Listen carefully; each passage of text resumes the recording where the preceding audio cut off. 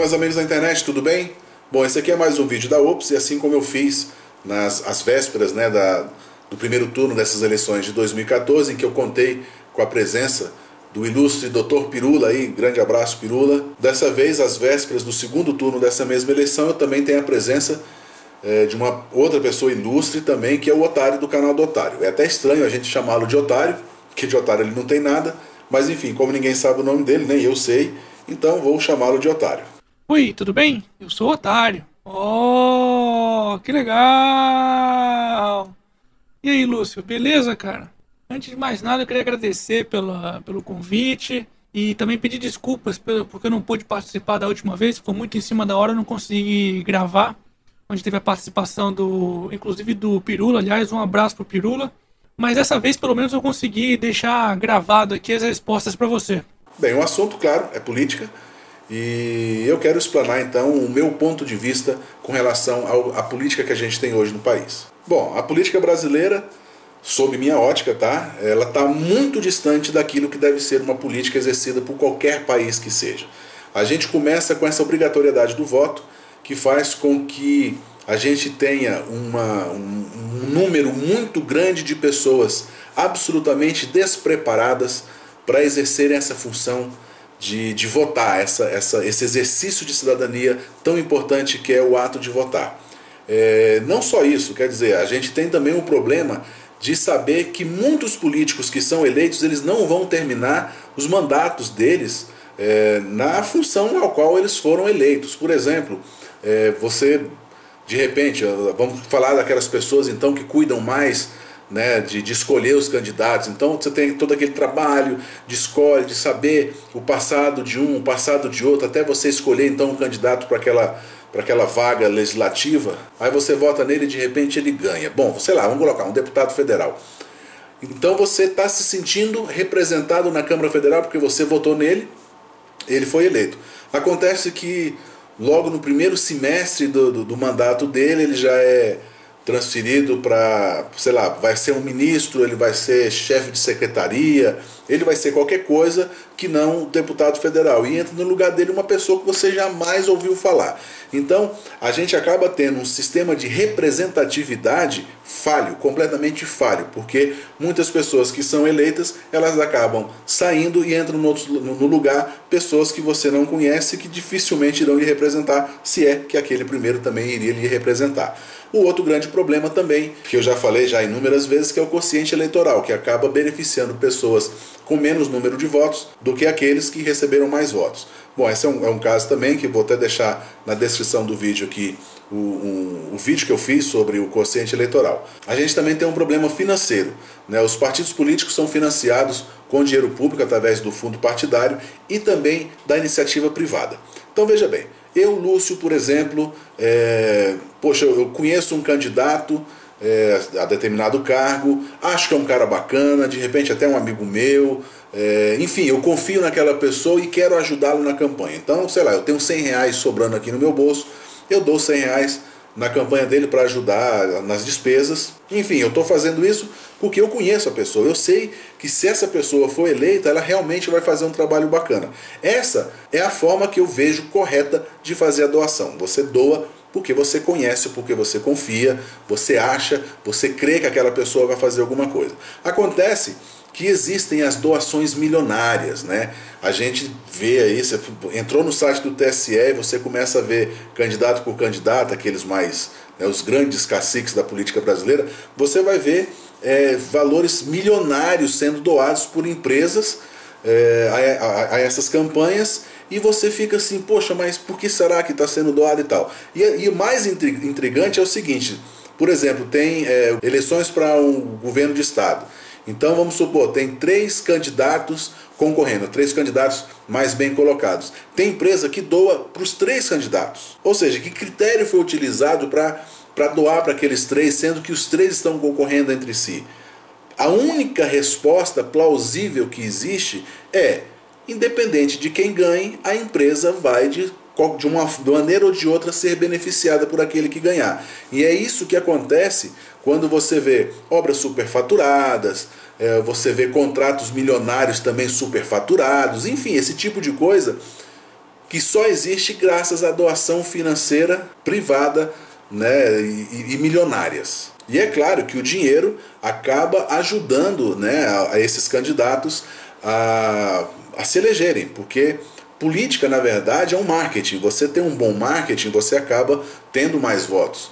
Então, aquela pessoa, aquele partido que mais investe em publicidade, em marketing, acaba ganhando mais votos. Esse é o normal hoje do comércio. Você tem duas lojas, fazendo uma comparação apenas, né? Você tem duas lojas, uma faz propaganda, faz panfleto, põe carro na rua, faz aquele monte de coisa, e a outra não faz nada. Você vai ver que a loja que sempre faz propaganda fica muito mais cheia do que aquela que não faz propaganda alguma. É como também na política. Aquele que faz maior estardalhaço, que pode mentir à vontade, né? Na política, infelizmente, em campanha eleitoral, ninguém mente assim descaradamente. Você sabe que não tem a menor condição da pessoa cumprir metade do que ele promete, mas como não existe freio, não existe lei que proíbe esse tipo de coisa, os caras vão falando aquilo que dá na cabeça. Então o resultado é que a gente tem o poder financeiro dando condições a pessoas de se elegerem em detrimento de outras que não têm dinheiro e, de repente, até bem mais preparadas, com muito mais caráter, com muito mais moral do que aquele que tem muito dinheiro, eles acabam não sendo eleitos por falta de dinheiro. E é justamente essa questão do dinheiro que vai ter, então, a primeira participação do Otário, da pergunta que eu fiz para ele. Ele gravou e me mandou. Então a pergunta é a seguinte: Otário, o portal G1 publicou uma matéria afirmando que quase metade da nova composição da Câmara Federal é formada por milionários. O mesmo portal de notícias também divulgou que cresceu o número de milionários nas assembleias legislativas. Parece não restar dúvidas de que o dinheiro interfere profundamente no resultado das eleições. Na sua opinião, o que é necessário fazer para que todos sejam iguais perante a lei, pelo menos na hora de receber os votos? Pois é, Lúcio, infelizmente parece que a quantidade de dinheiro que uma pessoa possui é diretamente proporcional à capacidade que ela tem de se eleger. E, aliás, um comentário aí sobre essa matéria, que fala que quase 50% dos deputados federais já são milionários e uma boa parte também dos deputados estaduais também são milionários. Provavelmente esses números são muito maiores, né? Porque esses dados que apareceram na reportagem são os dados oficiais, ou seja, aqueles dados que eles declaram lá para o TSE. Mas imagina a quantidade daqueles que não declaram essa informação. Daqueles deputados que, ao invés de colocar o patrimônio no próprio nome, colocam o patrimônio no nome do filho, da mulher, da amante, enfim. Então, certamente, esses valores são muito maiores, né, ou piores do que revelado pela reportagem.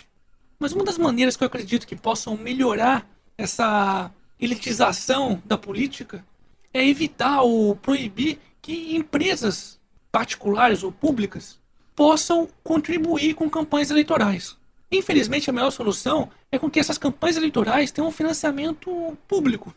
Infelizmente, acaba saindo mais barato pra gente do que o do jeito que está hoje. Porque se não for assim, aí vai acontecer o que está acontecendo, né? O governo consegue se infiltrar em todas as empresas públicas e privadas do Brasil, as maiores, e eles acabam recebendo dinheiro através de suborno, desvio de dinheiro público para financiar as campanhas deles. Então, resumindo, para mim o caminho é o financiamento público de campanha. Obviamente com um limite bem baixo de gastos. Agora vamos falar de eleições presidenciais. Bom, a gente tem agora dois candidatos, Aécio Neves e Dilma Rousseff. A Dilma recebeu 43 milhões de votos no primeiro turno, o Aécio recebeu 33 milhões de votos. A soma dos dois dá mais ou menos ali metade do eleitorado brasileiro.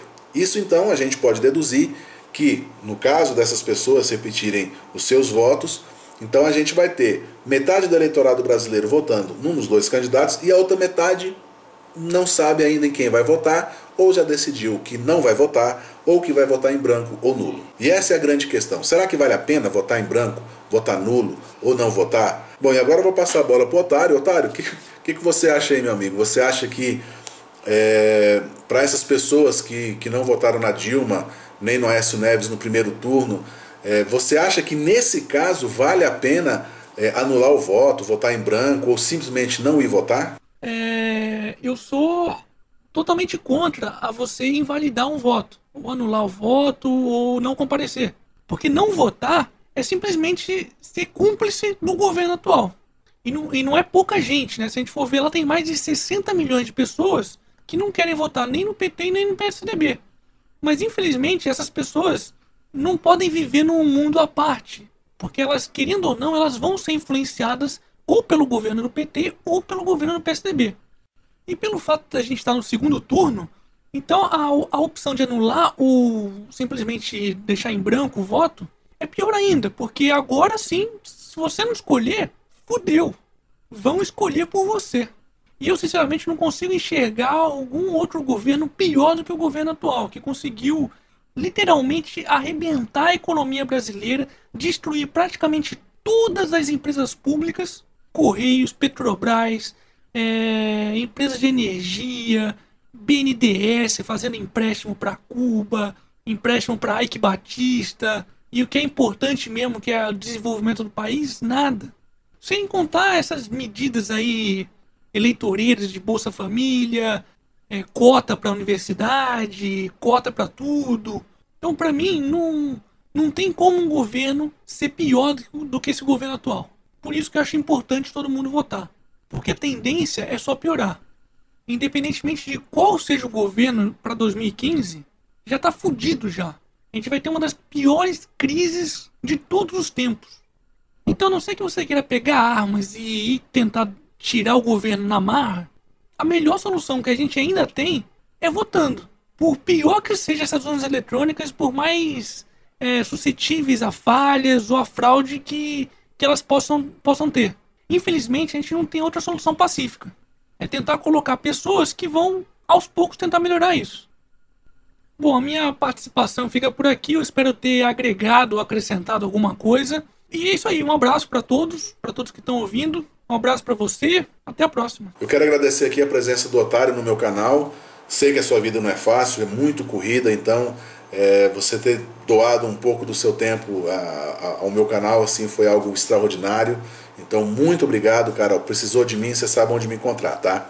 E você que está assistindo esse vídeo agora, um vídeo que ficou bastante longo e que está assistindo até o final, eu agradeço muito por ter assistido até aqui e peço que você reflita sobre tudo aquilo que a gente falou, né, que eu e o Otário falamos aqui no vídeo, e eu espero que eu e o Otário tenhamos passado alguma mensagem que acenda uma luzinha no caso de você estar indeciso do que vai fazer com o seu voto agora no domingo que vem. Eu espero que a gente tenha aberto um pouco mais o leque de opções para o uso do seu voto. Eu agradeço por estarem aqui, peço que vocês cliquem no gostei caso você tenha gostado do vídeo e que você compartilhe em suas redes sociais. É isso aí, gente, muito obrigado, um grande abraço e boa votação.